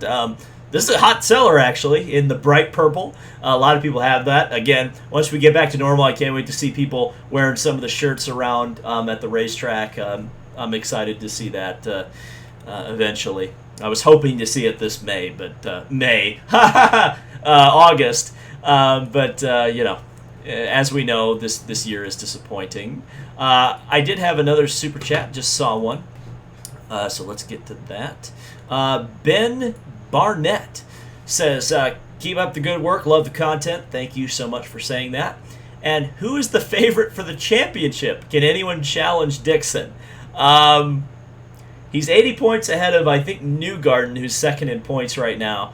I think there's no way that Scott Dixon doesn't win the championship. It would have to be a monumental collapse at this point, especially because we now have the one double points race of the year out of the way, and Dixon got second place double points. And, while Newgarden is his championship rival, he's not really as close as I think you would like him to be if you're looking for a good title fight. And then you have to consider Indy GP. There's like 3 races coming up at the Indy GP. Assuming Mid-Ohio hasn't been canceled, that's a very good Scott Dixon track. St. Petersburg, not at so much, and neither is Gateway. But that being said, with that kind of an advantage, I don't see any path that results in Scott Dixon not being the IndyCar champion for this year. What do you think, Mr. Braden Eves? Is there any chance that anybody's going to challenge Dixon for the title?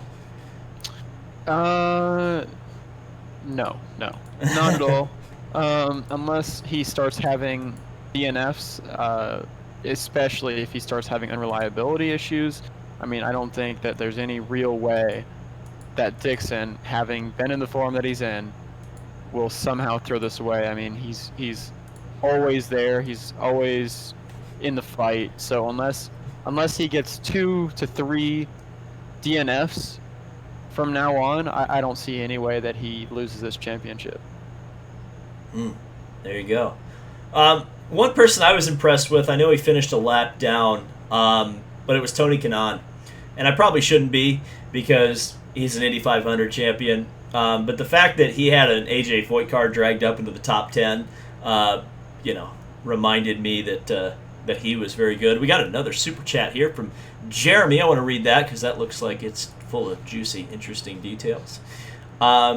Jeremy says, there were some huge impacts today. So difficult to overtake in the pack. Hinch and Rossi killed their races back there. If the yellow comes out with 12 to go, then maybe a red makes sense. So, yeah, there's a lot to break down in that super chat. The first point, yeah, there were some huge impacts today, and I am so thankful that, again, we don't know for sure what the extent of Spencer Pigott's injuries are. We do know that he's awake and alert, but he's in Methodist Hospital right now. Probably non-life-threatening, or almost certainly non-life-threatening injuries. Probably not super serious, but obviously, I mean, we wish him a speedy recovery. The other thing is, of course, Oliver Askew as well. Both in the same part of the track, just really brutal-looking hits. Again, these cars are built like tank. I mean, that was one thing that I wanted to ask you, Braden. What a testament to the safety of the cars to see, especially the impacts of Oliver and Spencer. I mean, you're planning on driving these cars in a couple of years. Could you even imagine how well those cars held up in those incredible impacts? No, I think we had some of the biggest incidents we've seen, a lot of them in this race, and everyone was unscathed. Spencer, we're hoping to hear back on all of it, but the cars were extremely strong. Nobody had any real issues. It was interesting to see. It looked like a lot of people were having their cars catching on fire. Every single crash, the car caught on fire.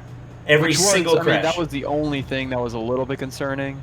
But the AMR safety team was always on it. But it is quite difficult to get out of those cars with the headrests that they have for the 500 and the aero screen and all the attachments that they have. So, but overall, I mean, super good job on Dallara and the safety team to making sure everything was okay, and it all went smoothly. So all good on that.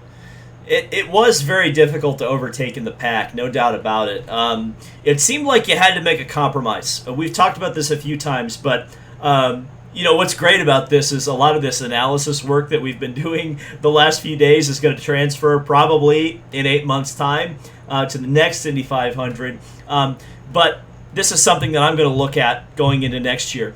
It looked like that setup-wise, you had to make a compromise. You either had to have a good car in traffic or you did not have a good car in traffic. And if you got back in the pack, your day was pretty much done. Was it only aero screen? Is that really the big change? Is that why we've seen such a dramatic swing in the setup changes? I mean, again, like I said, some teams, some cars looked really, really good passing other guys, and some guys went straight backwards on these restarts. I mean, what have you observed, Braden, in terms of that? And is that going to be a trend going forward with the Indy 500? Or do you think everybody's going to end up with a sweet setup next year and just everybody's going to have the same thing? I think it's hard. I think it's completely, very, very difficult for us to see from the outside looking in. I think the only people that actually truly know are the engineers and the teams. But I will say that, as time goes on, things get dialed and, they make adjustments to the cars to aid this stuff. It's hard to say. I think, also, I kind of wonder if being in August and the different weather that we had today versus the normal weather in May would have affected on. I mean, it's normally pretty hot at the 500, but it was very hot there today. So some of it could have been the weather. Definitely some of it was the aero screen. Some of it probably had to do with the limited amount of practice time that they had. So the setups weren't as dialed as they usually are, but I don't think there's any true way to know exactly, but it was definitely affected by the aero screen. I think that was quite obvious. Yeah, that was. And then the last part of Jeremy's super chat was that if the yellow comes out with 12 to go, maybe a red flag makes sense. So again, I guess the real problem was the fact that the race started so late. And that repair that they would have had to do with Spencer Pigott was at least an hour, probably a little bit more. So yes, there's probably a better argument if that crash happens with 12 laps to go. But at the same time, I think you would have had the same issue, which is how do you finish the race in a timely manner and not screw up the TV audience, because I don't know if people really want to see a COVID red flag where people can't really do anything or talk to anybody. I think that would be really boring TV. GN asks, why did Castroneves not have a full-time ride after 2017?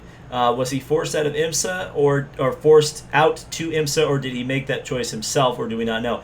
We know he was forced to IMSA. Roger Penske made the decision to go with 3 full-time cars for Joseph Newgarden, Simon Pagino, and Will Power. And ultimately, Elio was the odd man out, and Roger had a new Acura sports car program, which Elio went there and was immediately a pole sitter and a guy who looked like he could win races immediately. So, Roger made the decision that Elio was going to be a part-time Indy driver for the rest of his career with Penske. Right or wrong, that's what's happened. Elio has been pretty vocal on the subject. He's been like, yes, I would like to come back. I would like to run full-time, and that's what he's going to try to do next year. We'll see if anybody gives him an opportunity. I think he deserves an opportunity. What do you think, Braden? Do you think Elio should be a full-time driver, or do you think it's time for him to put the horse in the barn, so to speak? I don't know. I mean, I think obviously he has the talent and has the skill. For me, it's a little bit more. I think there's more to it than that. You also have to consider the fact that when somebody goes in that is more on the end of their career, they are kind of taking a seat away from somebody younger. So, but it is Elio Castroneves, so legend, and I think that if he wants to race, somebody will put something together for him, definitely. But you know how it is, especially from my point of view, as far as the young driver seats go. I always like to see somebody new go in. So Of there's course. that, but it is Elio Castroneves. Yeah, come on, AJ. Hire Braden Eves instead of Elio next year. Come on. Let's see. You know what? We don't have to go like all night. So if you guys want to get your super chat in, now is the time. Because we're gonna go off the air in a couple of minutes, but I do want to wrap up. I'll get to the regular chat as well. We'll look for a few things to talk about here before we get going. If Elio has no brand appeal now, that's interesting. What's worse, overtime or playoffs? Oh my God! I'll say playoffs because ooh, that's tough. That's really tough. That's really tough because I'm trying to think, because I was going to say playoffs but overtime could affect the Indy 500. So I don't know. Maybe overtime. That's a tough one. What do you think, Braden? What would you like to see added least to your races, a playoff or a overtime? I think we just need to keep things the way they are.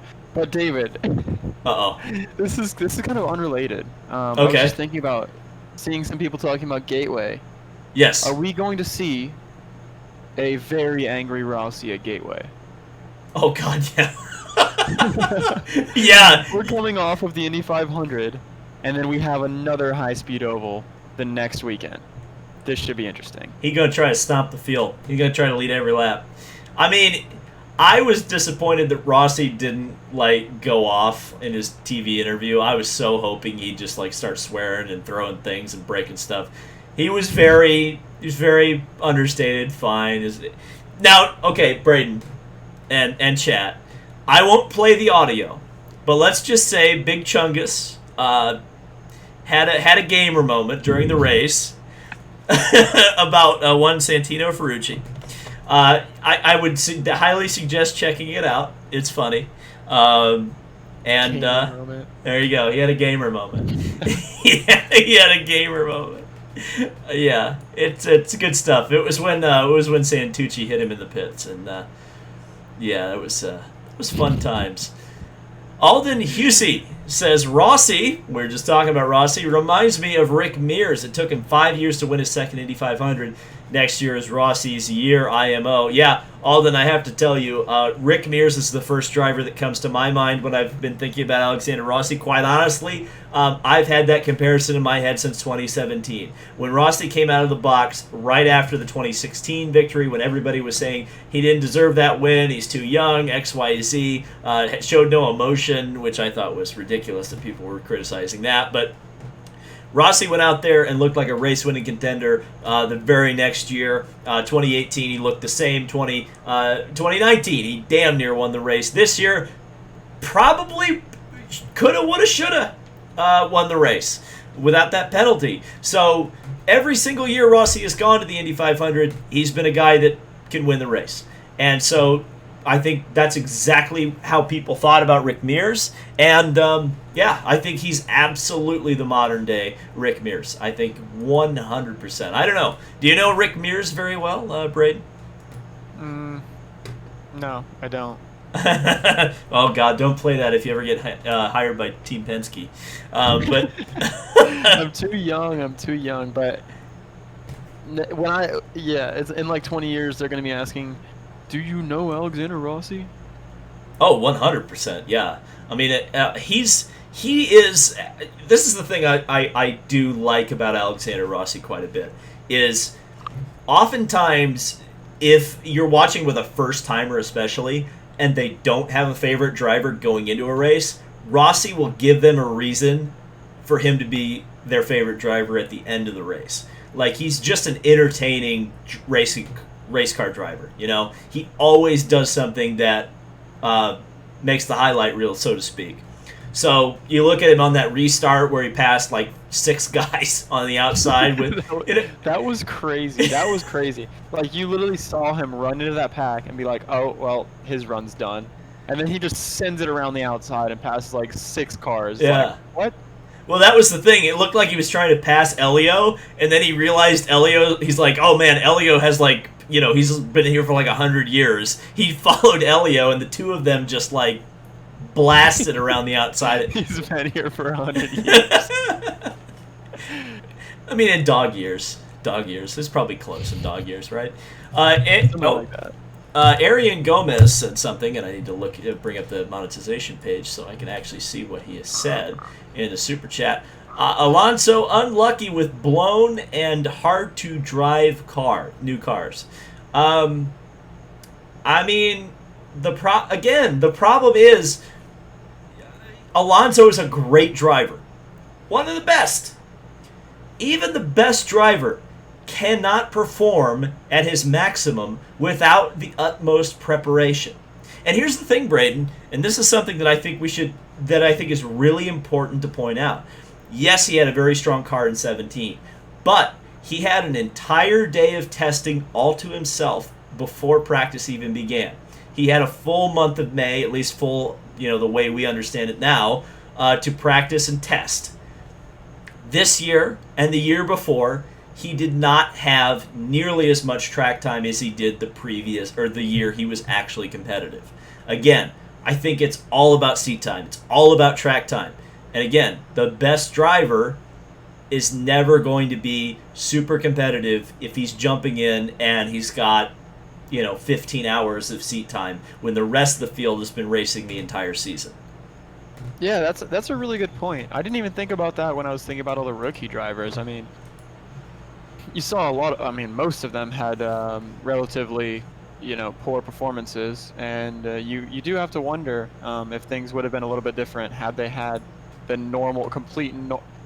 completely normal year up to this point, and it was the month of May right now, and it was, what's the date? The day of the 520, whatever that day is. I completely forget. People are gonna roast me in the comments for that, but you have to wonder if just having that lack of continuity for the rookies could have cost them and made them just not perform in the same way when they don't have the preparation for the 500.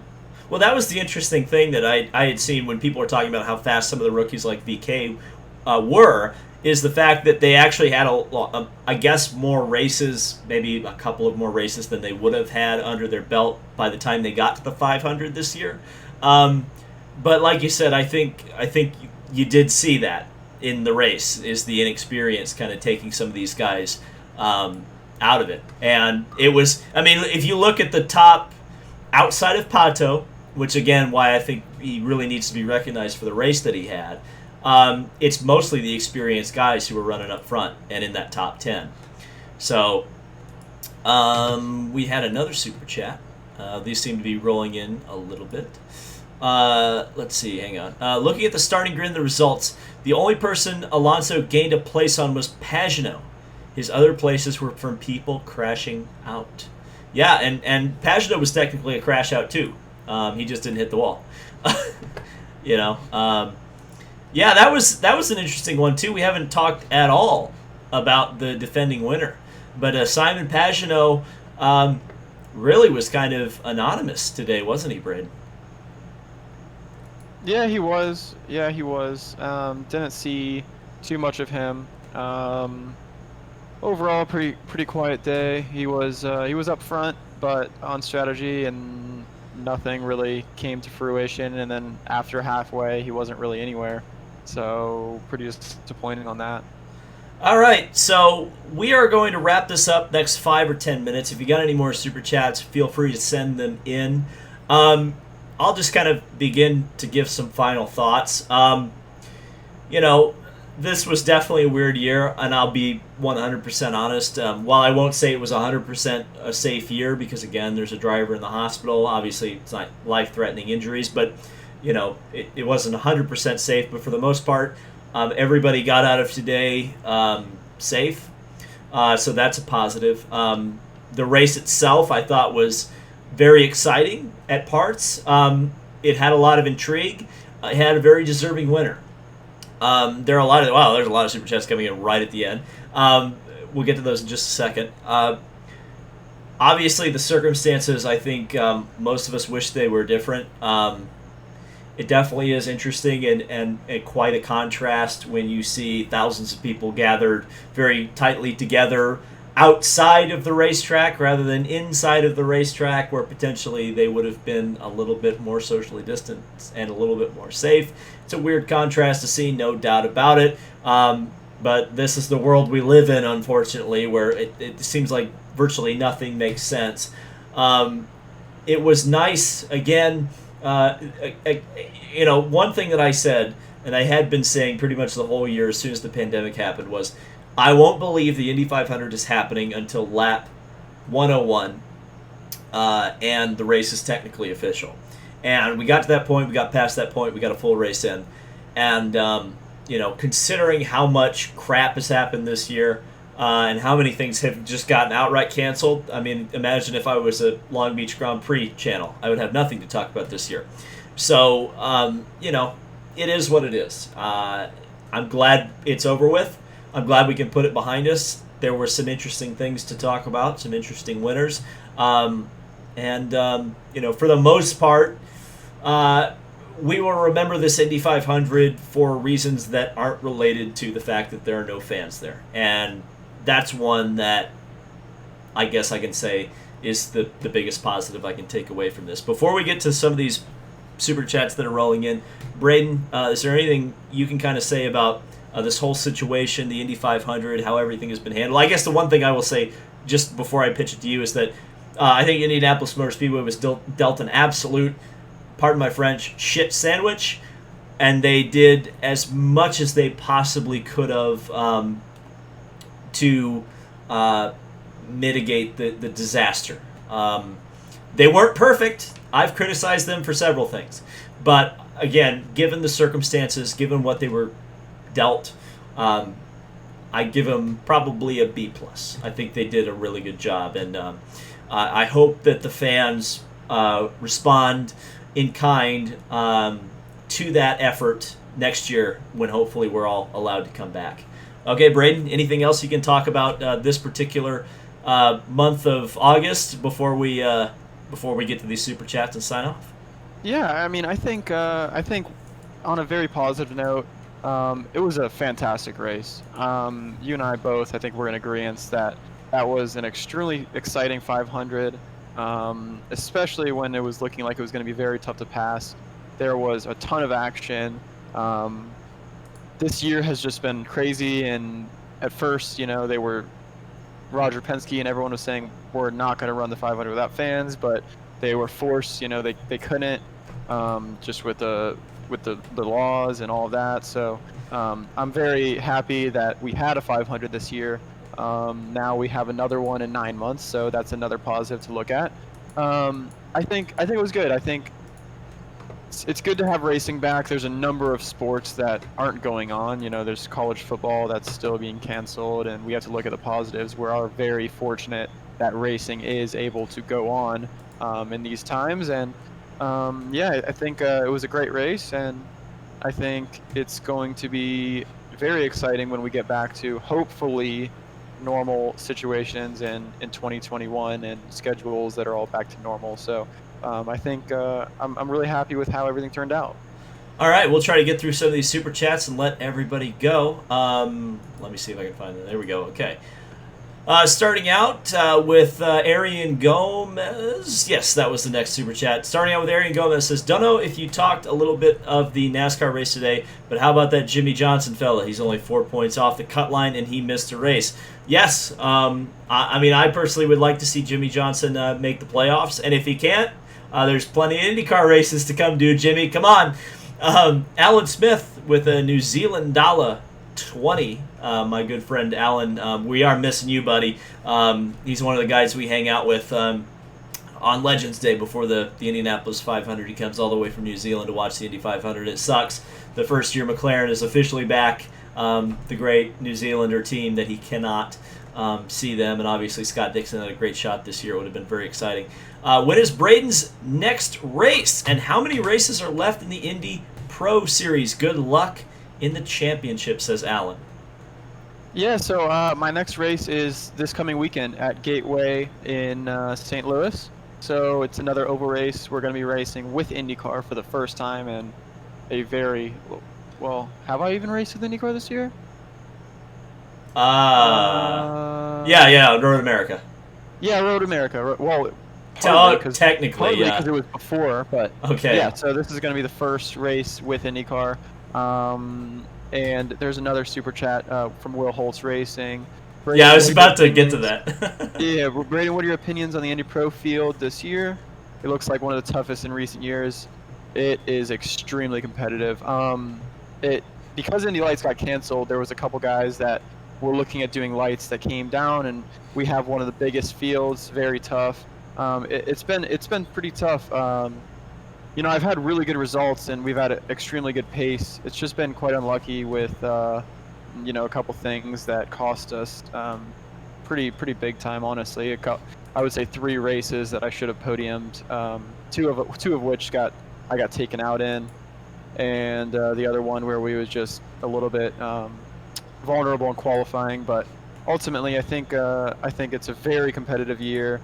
For those of you that I do need to have a full introduce myself if you don't know me. My name is Brady Nees. I race in the Indy Pro 2000 series in the Road to Indy, which is typically the second step. It used to be called Pro Mazda, and now it is, well, this year is the top step because there's no Indy Lights. But you can follow me at Brady Neves on social medias. I'm going to be racing this coming week, and hopefully you all can follow along on social media. There you go. There you go. Okay, a couple more super chats we'll get to, and then we'll sign off. Braden Eves running at Gateway next weekend. That's going to be apparently. Usually the Indy Pro races are pretty crazy there, so I'm kind of excited to watch that. Don't know if it was mentioned, but Dixon jumped from eighth to third on the all-time Indy 500 laps led. Yes, I mentioned that, and that's kind of one of the things I mentioned, which is so interesting that. Scott Dixon's career at the Indy 500 is so hot and cold. He seems like he's going to win the race every year, but sometimes it seems like he's absolutely nowhere to be found. It's the weirdest thing in the entire world, no doubt about it. Arian Gomez says, I couldn't get into the Indy 500 this year because COVID. Yep, same. Oh, he couldn't get into it I couldn't get into it the same way. So I think there were a lot of people who just could not treat this as a normal 500, and I totally understand that, totally get that, and totally respect that. That for the first week, I definitely, I could have given less of a crap if the race was happening or not. I definitely will thank Marco Andretti because he really got me kind of back into it and was like, hey, this is interesting. Okay, Indy 500's happening. Okay, I'll accept the 2020 race is happening. Fine. Daryl Parrish says, great job, David. Times are hard, and we appreciate what you do. Stay positive, stay healthy, #mental health awareness. Will do. Thank you, Daryl, for that. Appreciate that, buddy. It's a hard year, man. There's no doubt about it for everybody. Again, I don't want to pretend like my experience is any better or any worse than anybody else's because, a lot of people are going through a lot of loss, a lot of pain, a lot of isolation. And again, I can say that I am thankful that things like this are at least able to happen for us. We're able to enjoy the Indianapolis 500. I certainly enjoyed the race this year. I thought it was a fantastic race. It was just a lot of fun. It will actually be rewatchable. That was the thing I was worried about. I definitely want to watch this race again. And so that's kind of the highest mark you can give the Indy 500 because, the day before I was doing the kind of traditional thing of watching some classic Indy 500s, and you kind of scroll through that list on YouTube and you go like 2009, I don't really want to watch that one. This is one that I think you'll go 2020. Yeah, sure, there was no fans in the stands. Yeah, sure, there's some mask action going on, and that will, age poorly eventually. People will just kind of go, oh, God, remember when we all had to wear masks? But the race itself, that will be timeless. And that's what the Indy 500 is all about. Timeless action, excitement. I was, and Takuma Sato, great winner. In fact, I told my stepdad to to bet on Sato, and he made some money. So that was a that was a good day from that perspective. So those 16-1 odds, man, those were awesome. But everything else, it's a good day, and we can't we can't take those for granted in 2020.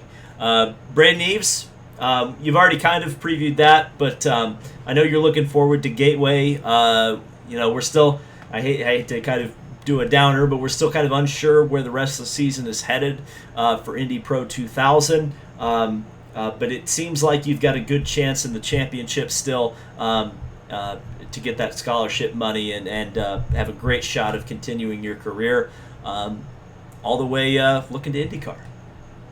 Yep, yeah, it's been a crazy year. Indy Pro 2000 is definitely a series that is definitely not boring. If you guys, for those of you who have followed this season, the top 5 have been all over the place. The races have been, finishing order has been scrambled a number of times. There's been rain race. There's been the oval where Cody Swanson just won this last race. So it's been very entertaining.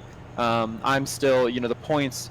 I'm in 5th, but I'm only 20 points back, and the points are the tightest that I've seen a road to Indy that I can remember. So it's gonna be a crazy year. I'm looking forward to it. Hopefully, I can gain some traction and get the results that I feel that I should have got on raw pace alone. But it is what it is. So everyone, follow me on Twitter and Instagram at Braden Eves. And I'll be racing this coming weekend, so make sure you follow along. And thank you guys all for tuning in. I'm not going to do a closer because that's David's job, but thank you guys all. I appreciate you, David, and letting me get some exposure for myself and talk about the great sport of IndyCar and this fantastic race. So that's all I have to say. Thank you all, for real. Yeah, no problem. Thank you, certainly, Braden. Don't know. I haven't decided yet about Gateway. I might be seeing you in person down there. Might not. I haven't decided yet. I know. I've been burned so many times this year, but maybe. I'm on a high. I'm enjoying the racing, and I definitely kind of want to see all my IndyCar friends in person. We'll see. Thank you to Braden Eves, obviously. Thank you to Robert McGuinness coming on, and good luck, obviously, to him at Paul Ricard in France in the European Le Mans Series. Shout out to Racing Nation TV, Kyle Cuthbertson, my good old buddy and cameraman, and Joe Donahue at the Hoosier 100 right now, hanging out, enjoying that race, hopefully. And, man, obviously, again, things weren't the way we wanted them to be, obviously. But again, things were pretty good. And I'm glad we got this over with. I just crossed my fingers, and there we go. We've already lost the timer. So you didn't see me cross my fingers, but I am crossing my fingers that what we went through this year, particularly pertaining to the speculation and the uncertainty of this year's Indianapolis 500, we never have to go through again. I'm hoping the decisions are made well in advance and they are stuck to. And if that means that next year's Indy 500 has 25% fans or 0% fans, I'm hoping that we know earlier than 2 weeks before the race and 1 week before practice starts. But again, we'll have to see. That's 8 months down the line, and this pandemic itself, I don't even think has gone 8 months. So it is what it is. Imagine if you had told me that this was the result of everything that was going to happen in the 8 months. 8 months ago, I probably wouldn't have believed you, and I would have gone, "What are you talking about? What are you smoking?" So who knows what's going to happen in the next 8 months? Hopefully, maybe things will be completely normal. You never know. I don't know. But again, thank you guys all for supporting the channel. Thank you guys all for tuning in. I really appreciate that. This was the Indianapolis 500, and it was a great race. It was an enjoyable race, and it's a shame there weren't fans there, but we'll get through it, and we'll just the fans that are going to be there next year, let's just yell twice as loud next year for all the exciting moments. Thank you guys so much for watching. Thank you guys for your support over the years again, and I'm hoping to be giving you guys. Oh, we had a couple of super chats right at the end. SD Carrera says, "Great job, David. Keep up the great work." And Braden's asking about, James is asking you, Braden, if you think Cody Swanson can work his way into an IndyCar ride. I think, I mean, that guy is outstanding. Especially, he did a fantastic job jumping in. It is not easy to go from the cars that he's used to driving to our cars. They are very, very different, but he is extremely talented on the ovals. I think his best bet is, if he wants to try and take a go at that, is to do the Freedom 100 next year. I think that's the best bet for him. I don't know if it'll happen, but I'm sure he would love to do that. So I think that if you do see him, it will either be in Indy Pro 2000 again next year at Lucas Oil Raceway, or in the Freedom 100. There you go. There you go. There's our last little bit of nugget-o info. Again, thank you, Braden, for coming on. Thank you guys all for watching. That was the Indy 500 for 2020. We'll see ya in the next video. Got to figure out what I'm doing the rest of the year, but that'll be an interesting adventure. I hope you guys will be there with me for the rest of it. We'll see ya, and I'll just play out with the Indy results and a little bit of